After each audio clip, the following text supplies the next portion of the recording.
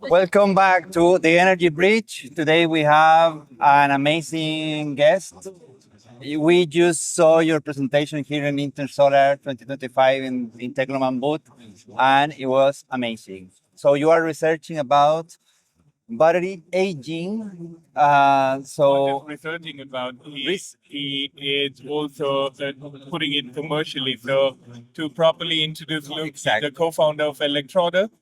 So Luke, if you would like to tell us about yourself and also what you're doing at Electroder. Sure. Thank you, Rahul and Daniel, and your amazing host as well for getting me here. As you mentioned, I'm Luke. I'm co-founder of Electroder. I have a background of technology, software, and manufacturing. In the past 7 years, we've been pretty much focused on building this company, which is focused on battery cell design and development. And as you mentioned, life and aging is a core part of battery performance. And so we have a solution in prediction of life, the cycle life, the aging life of the battery cells, which is very complicated issue. And we are a unique solution is to conduct that simulation from a battery modeling perspective, so that without too much testing or in a short time, that company can understand the true value of the batteries. And that's. Luke, if you could tell us about your journey within the energy industry, what did you study? Where do you come from? A bit about your journey and your career. I was born and raised in China, where I study engineering, and that's my bachelor degree. Yep. And then I've been working in software as mostly starting. And then I went to study in the United States. And then after I focused on manufacturing, and I started with a battery pack and module and those manufacturing part. And then in the past 8 years, pretty much focused on the cell itself, which is electrochemistry, rather than mechanics. And that's my education background. But in this, so I've been working in basically 3 continents so far. Yeah. In US. Oh, I did went to a business school Yeah. in the US, but I've been always an engineer. I wasn't picking up the management too much. And even later on in manager roles, I was more of picking up from a technical perspective rather than manager role. So I used to, yes, I did work for corporations, which management is part of it. But more and more you can see this industry is leaning towards the management by the technology and by Calling you a battery scientist is the right title. I'm very keen into the battery technologies. Yes. No, amazing. So what have you seen in the research? What is the average lifespan of a large battery system? How many cycles or how many years do you see that the industry is right now, and how do you see it in the next years? It's a very good question, because for where we're asking it in Intersolar is one that where we are is the largest energy storage gathering, right? The expos in the ESS areas. You can see that the asking for the life has always been growing.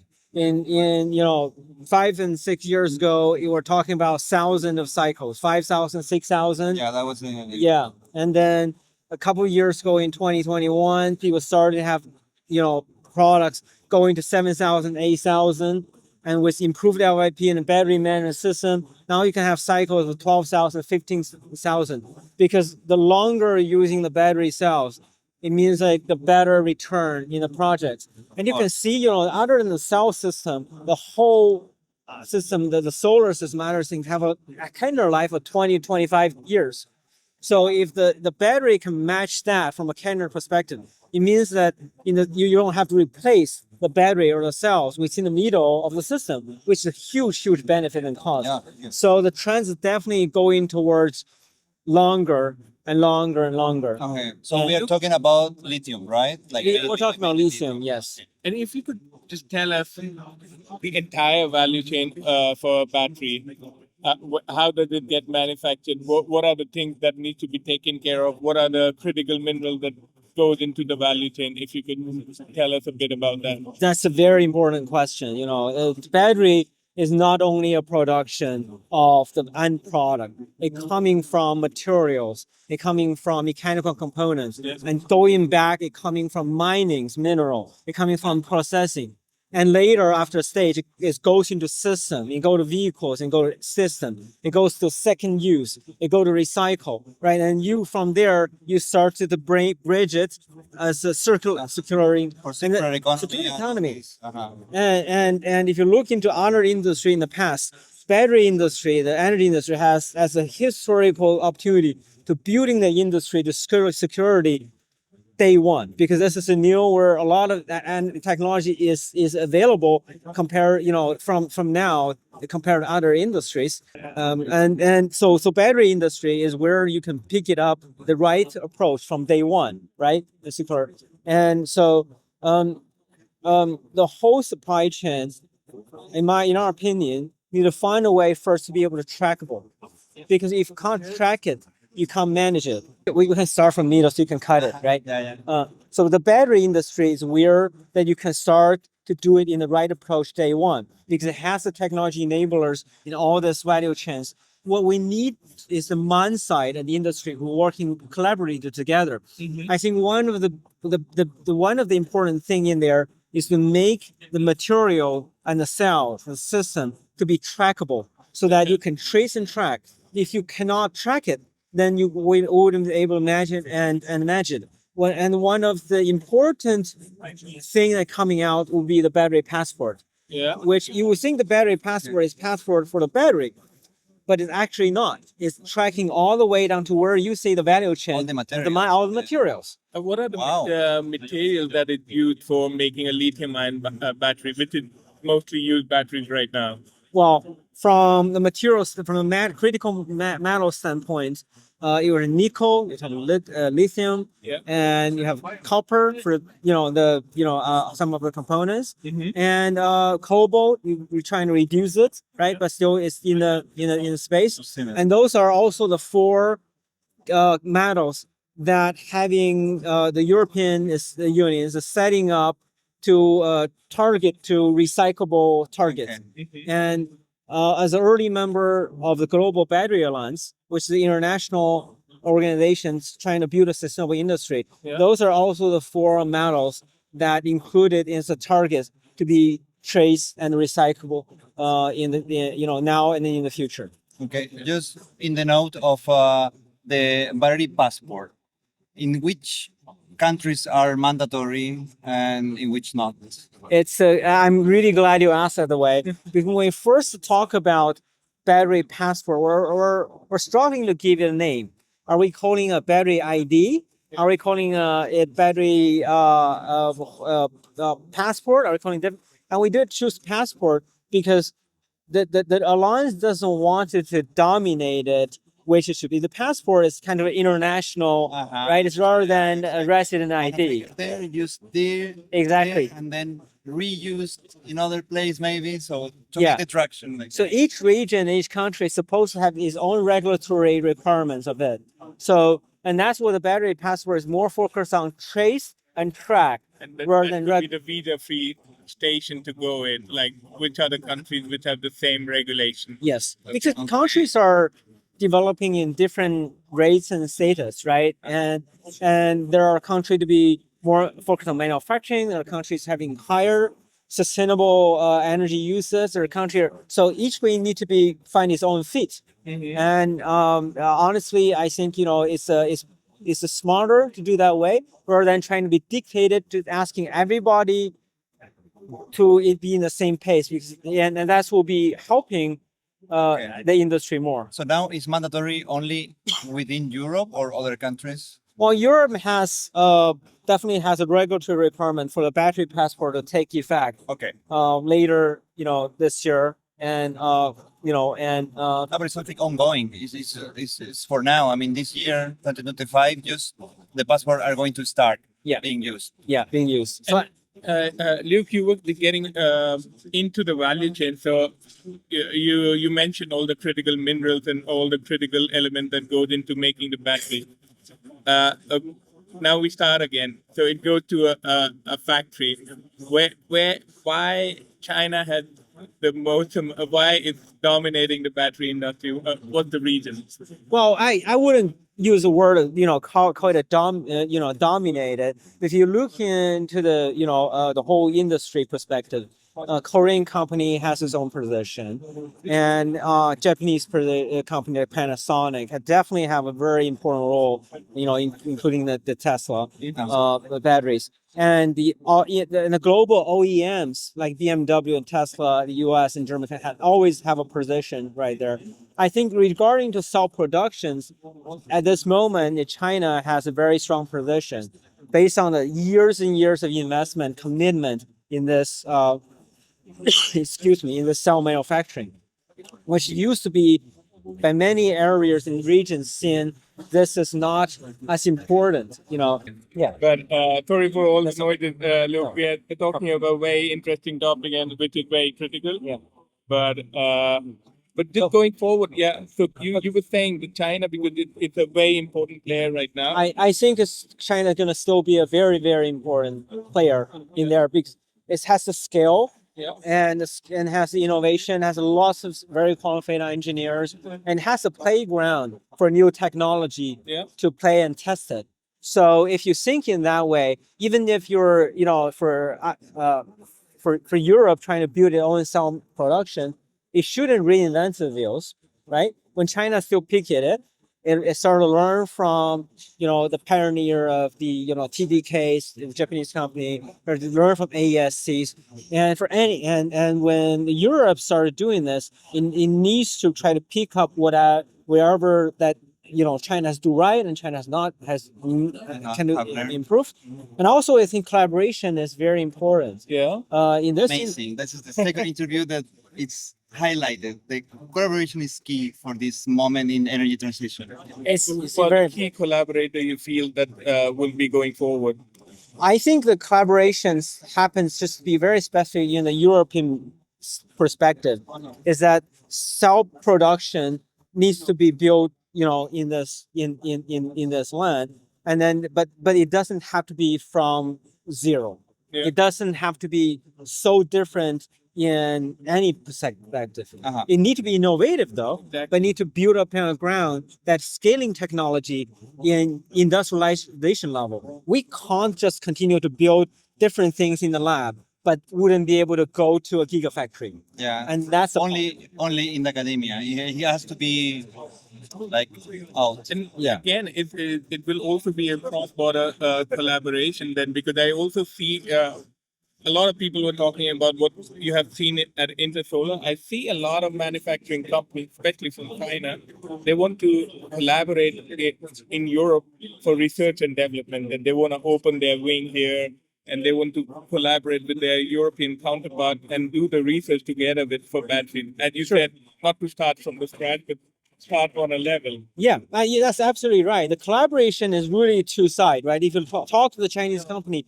it's also very important for the Chinese company to be collaborative in the European land, because the Chinese company may be good at manufacturing their own product, but eventually you need to feed the product to the market.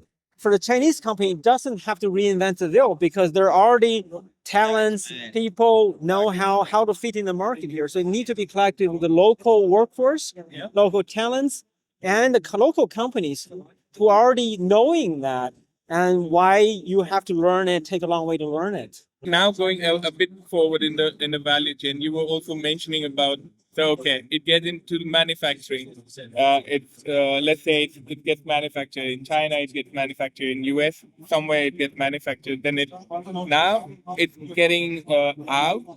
Who are the biggest customers for batteries? Where is the battery going mostly? So the battery, lithium-ion battery, very particular, goes into the mobilities with the OEMs and the ESS energy storage and the consumer products, right? Like our phones and computers. And those three probably accounts for a majority of where the end application. And besides that, it goes into other niche markets, right? So Emerging. yes, and medicals and all this. But in particular, is cars and the energies and storage and the electronics where the end products is going. And the biggest market right now is the energy storage market. Well, I would still say the automotive and the ESS. Automotive. Yeah, Automotive. but thinking about automotive, the cars, eventually we're talking about a lot of moving batteries, right? So V2G is vehicle to grade. Yeah. We're turning the cars to energy storage. Yeah. And one of the key technology enabler of that is long life battery. Think about if your car can only charge 2,000 times, then you will be very concerned about having your car to charging it back to the grid. Yeah. But if your cars can charge in 6,000 or 7,000, 8,000 times, you wouldn't be worried about that. And you can sell the service, security to the rate. Yes. Yeah. So that comes back to why battery life is very, very important, because that can turn your cars into ESS systems, which could be very important in the city settings. And, it's... And also, I have been reading about it, but since you're the battery scientist, you would be able to explain it better. What is the difference between BESS and ESS? Oh, sorry? Between ESS and BESS in the battery electrical storage and the ESS is the electrical storage. So I think I'm not 100% sure, because that's will be like you can We're all learning. you can cut this part. But I think the BSS is probably more being very specific to electrochemistry, energy storage, and ESS is a broader perspective. There, Okay. BAS could be more battery focused, but ESS is broad. Yeah, but actually, it's such a big question at times when people are really using this term, and the understanding has to be going there about it too. Yeah. I think I have also do my. I also need to. I'm not. We are going to put here the definitions later in the video because it's good to all of us to know what it means. So since that we have you here and we were talking about this a bit before recording, it's the importance of the temperature in the batteries and how they can affect in the life cycle or in the lifespan. So you were saying that if a battery gets very low temperatures like 0, 2 degrees, 3 degrees, they are completely dead and you have to warm them up, and then they're going to start being able again, functional. And what is the impact of this frozen Especially period? in Europe, where the temperature really goes down in winters, beyond in minus, especially in those times. Yeah. Well, Daniel, yes, the temperature is very important to the battery performance and also the life of the battery. Well, below certain temperatures, it wouldn't completely that, but the performance will be hurting a lot. Life will be hurting a lot. Well, it's a combination work of battery management system, battery design, and thermal management to enable that battery perform at the best stages. Just from a battery design perspective, what we try to do is design a battery envelope into that coping with the temperature to a broader range and to certain level of low temperature, and also are not going to degrade it as much in high temperature. But there is this window that the external environmental control and the BMS need to keep the battery cells in certain grades. Yeah, because we were discussing that this cooling system that these containers have are ventilation with fans or with liquid cooling. So when the battery is frozen, the best cooling system, it could be liquid, right? Because you can warm them up back. Yeah.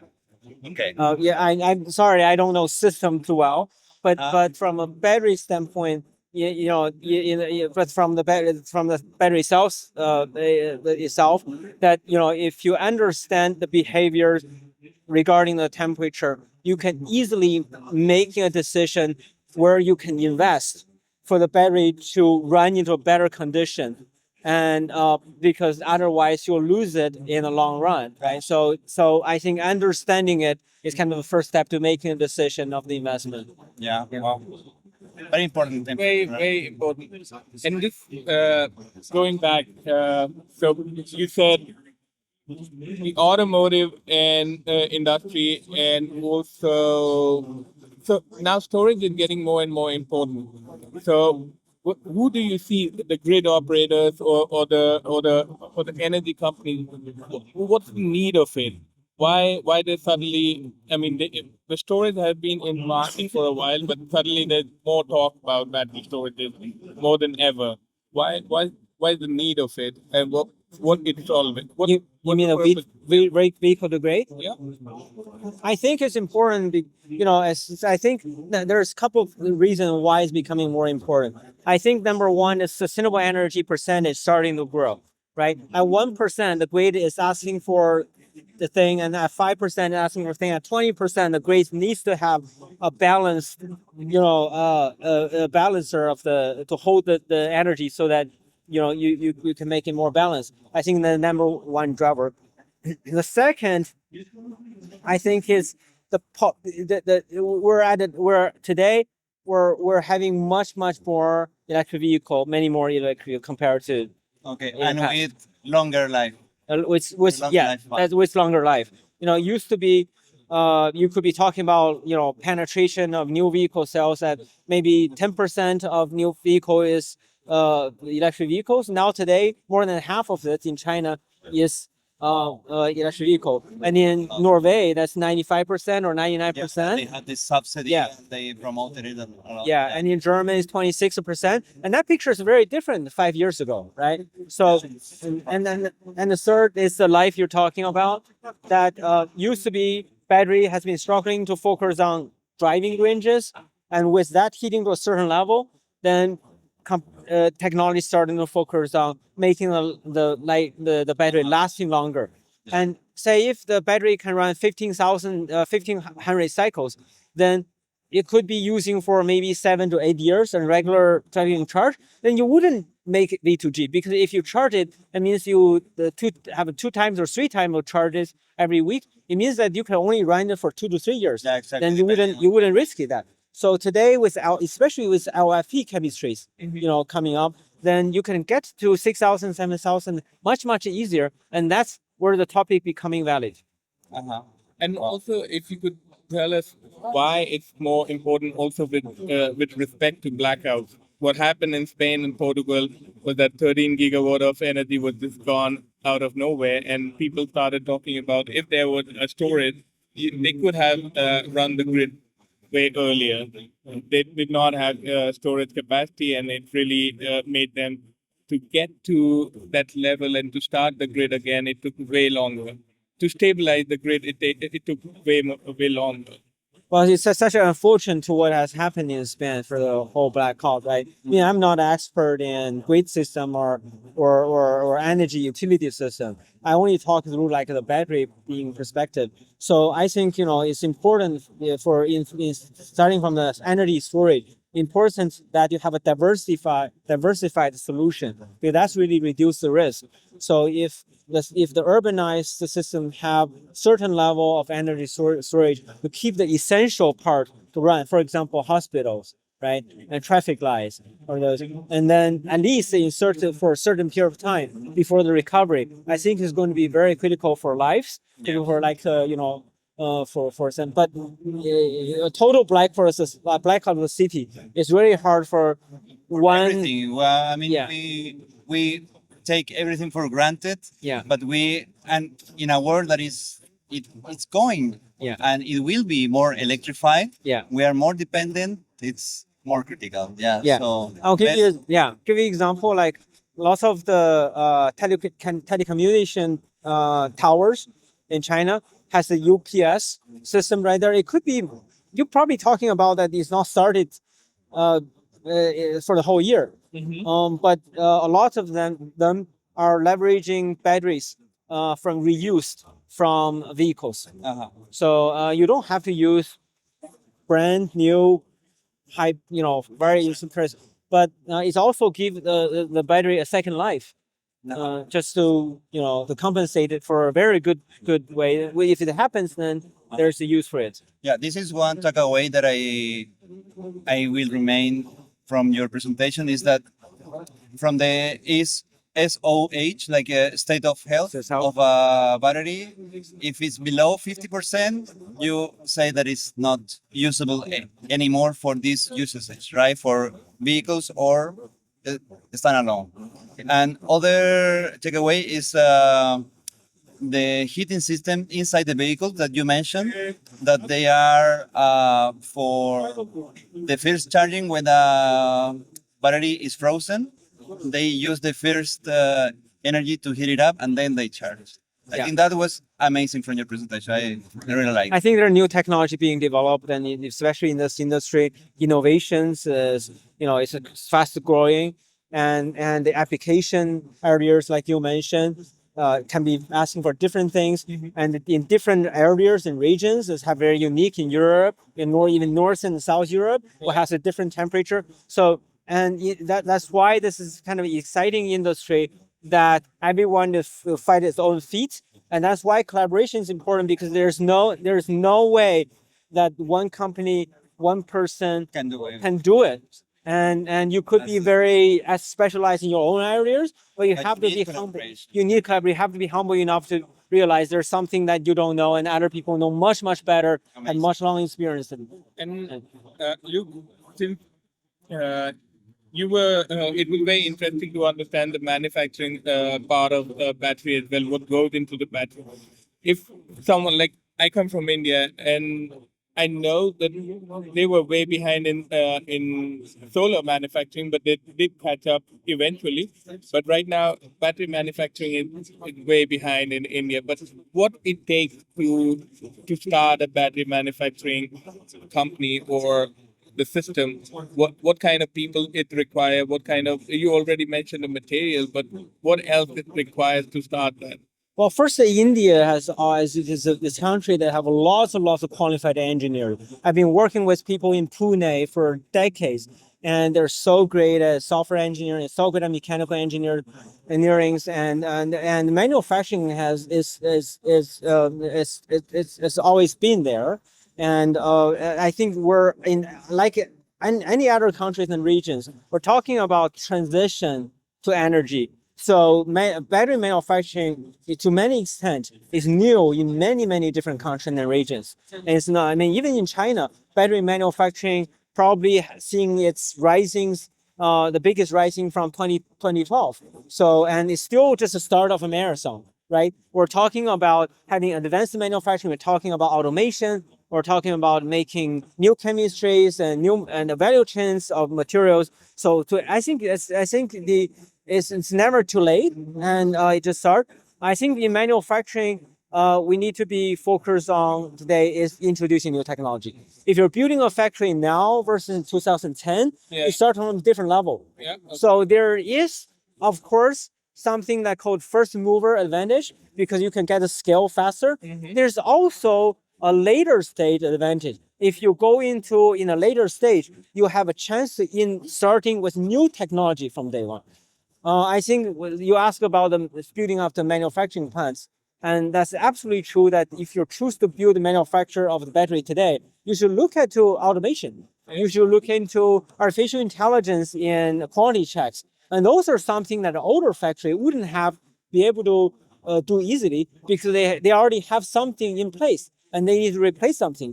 But for a new factory, you can design from a clean sheet. So I think there is advantage for new manufacturing location. And do you see a lot of consulting opportunities for Chinese manufacturers elsewhere?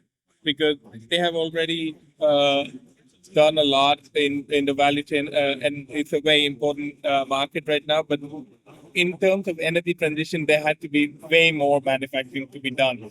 And there will be some other places as well where the manufacturing is being done. But since China is such an important player, there's also bringing a lot of consulting opportunities for them. How do you see that? Well, I think